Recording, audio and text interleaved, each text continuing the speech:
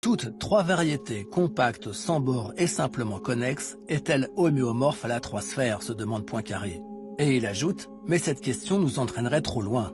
Il faudra attendre un siècle pour que quelqu'un réponde enfin à cette question qui figure au panthéon des problèmes les plus difficiles des mathématiques.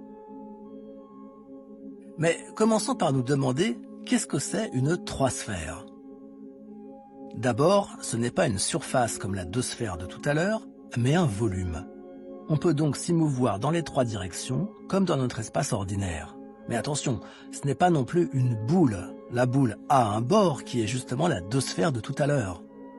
La 3 sphères, elle, est un espace fini, mais sans bord. Si je m'y déplace en ligne droite, je finirai par revenir à mon point de départ. Comme dans une pièce où en sortant par la gauche, on rentrerait par le plafond, et où en sortant par le plancher, on rentrerait par la droite. Ce drôle de monde, sans bord, mais pas infini, il correspond peut-être à la forme de notre univers.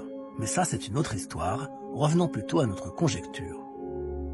En l'an 2000, une fondation états-unienne, le Clay Mathematics Institute, a choisi 7 problèmes du millénaire, les 7 questions mathématiques non résolues qui lui semblaient les plus importantes, et a décidé d'offrir une prime d'1 million de dollars pour la résolution de chacune d'elles.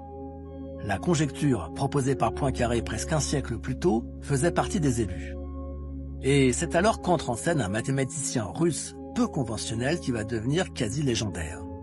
En 2002, après 7 ans de travail solitaire, Grigori Perelman affirme avoir démontré la conjecture.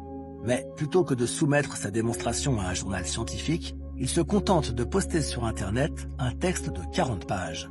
Un texte tellement complexe et tellement elliptique qu'il faudra 4 ans à la communauté mathématique pour le comprendre, l'expliquer et l'aider à corriger quelques approximations. En 2006, on lui offre finalement le plus prestigieux des prix mathématiques, la médaille Fields, qu'il refuse. En 2010, la fondation Clay finit par lui offrir également le million de dollars promis, qu'il refuse également en expliquant que l'argent et la célébrité ne l'intéressent pas.